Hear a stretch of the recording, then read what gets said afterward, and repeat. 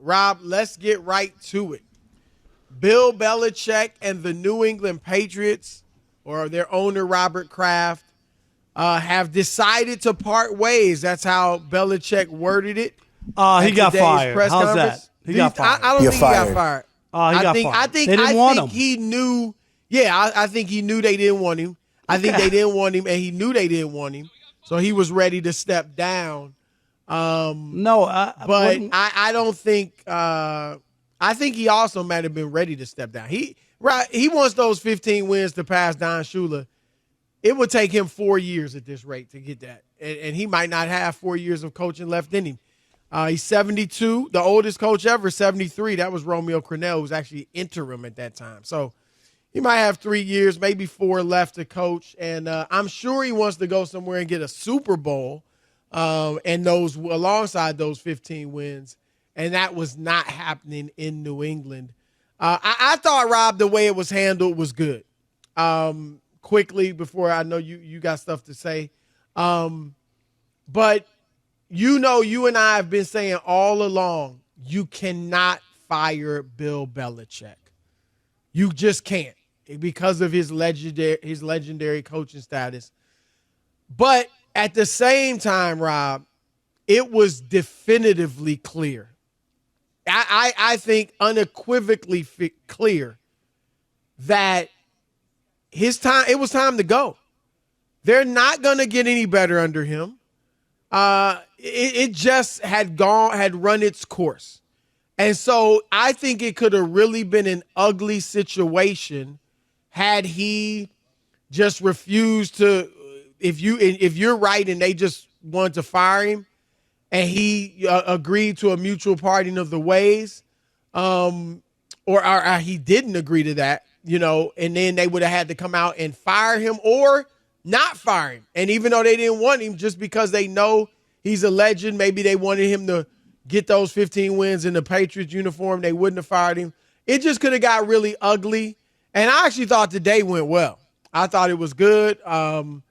He said he's a Patriot for life. That was all good.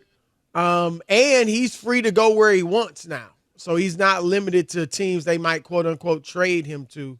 So I just thought they handled what could have become an ugly situation and a really acrimonious situation. I thought they handled it well. It won't be a Jimmy Johnson, Jerry Jones type thing where they're feuding for 28 years.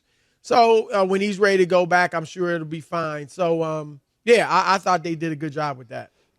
Yeah, I just think he was fired, and you go to him and say, we could do one or two things. We can make nice and have you walk out of here and not look bad for you and your reputation, or, we can do, which one do you want to do? And he picked the right one, which is to go along with it and say, I'm a Patriot for life and all the things that people want to hear, and you move on. 24 years in an organization is a long time. There's only 2 jobs you get to keep longer, and that's Supreme Court Justice and Pope. So, he had no choice. Those are the 2 jobs that you get to keep for life, and 24 years is a long time for Bill Belichick. So now comes, where he'll go from here, his future. There'll be somebody who'll snap him up. And we'll get more. He'll get to that. I think he'll have his choice, but we'll get to that. Let me ask you this: What are your thoughts on his legacy? I mean, he's obviously could still build on it, but at this point, yeah, I just think it's strange in American sports how some people don't carry baggage with them, but others do.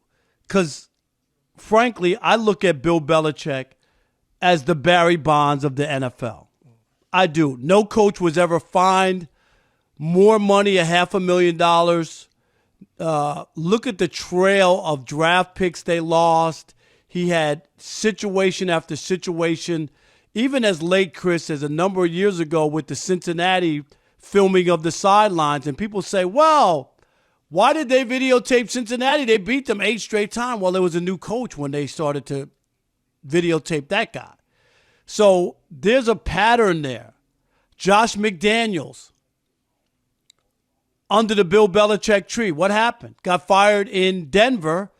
He was found out, Chris, videotaping team signals as well, and was fired there in Denver. Obviously, they didn't play well either after he got off to the great start. And then Eric Mangini, his own disciple. You can't have a more damning proclamation from anybody than a guy who was in your inner circle, Chris, and was one of your disciples and one of the guys from the Bill Belichick coaching tree. Eric Mangini, who, when he became coach of the Jets, made it very clear that don't do to me what you do to everybody else. If that is not damning, I don't know what else is. That's not an outsider. That's not somebody who Bill Belichick fired who didn't have a career going. You know what I mean? He was a head coach in the same division and didn't want to fall prey to it. So, of course, you talk about the 6 Super Bowls, but you can't tell the whole story about Bill Belichick unless it includes the cheating scandals that were involved. It would be great, Chris, if you could throw flowers at him and he didn't have any of that stuff to be able to, taint, whatever you want to say, his career. I still believe the Patriots never got the full credit that they should have winning, 6 Super Bowls and what they were able to accomplish, because people always question whether it was completely on the up and up. And I think that's a shame, because they did do they did a lot of winning, and people will always remember that. Yeah, look, I'll give you that. His legacy is a tad bit tainted. I don't think he's anywhere near Barry Bonds. I think that's ridiculous, that comparison. I mean, taking performance-enhancing drugs is a lot different than a deflated ball or even a Spygate, in my view.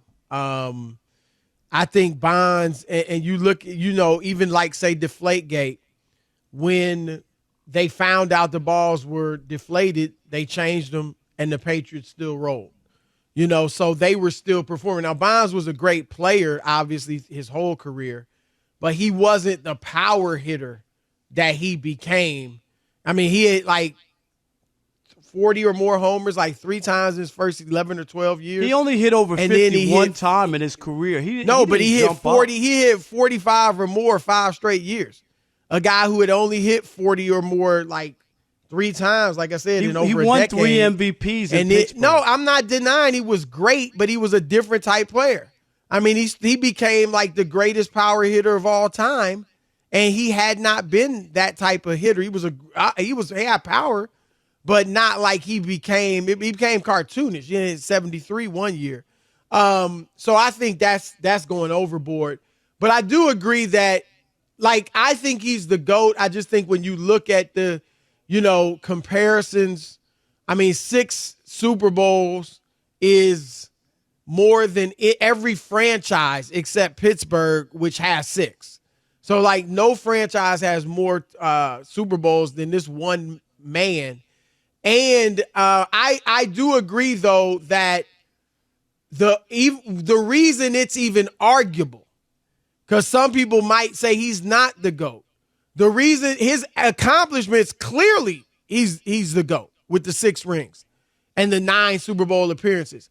But I think there are 2 things, Rob, that make it arguable to most people. And one of them I think you brought up. We can't erase the Spygate and the Deflategate. I mean, it is a part of his story.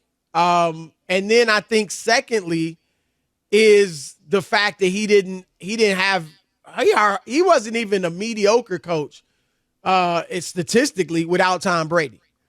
And I don't hold, the reason I say he's still the GOAT in terms of that is because you look at all the other quote unquote challengers. Andy Reid did a great job, but didn't start winning Super Bowls, at least until Patrick Mahomes. Bill Walsh only won, and started winning when Joe Montana was there. And Chuck Noll won with Bradshaw. And then in the 80s, when that whole steel curtain left, he was very mediocre to poor in the 80s as far as his record. And then, Joe Gibbs. Joe Gibbs won it with 3 different quarterbacks, Rob. But he did have, several of his seasons where he did miss the playoffs. Not half, but, he had a good number in his career where he missed the playoffs. So every great coach has had those down years. So I'm not going to – that's why I still think he's the GOAT. But his record without Brady is just not good. I mean, 11 seasons without Brady, only made the playoffs twice, had a winning percentage of 45% without Brady, was 78 or 77% with Brady, and obviously all the Super Bowls. So I think those would be the two things that give people pause as to, I don't know that he's the GOAT because of the cheating scandals and his record without Brady. But I would, at the end of the day, say, you know what, all things considered, I think he's the GOAT.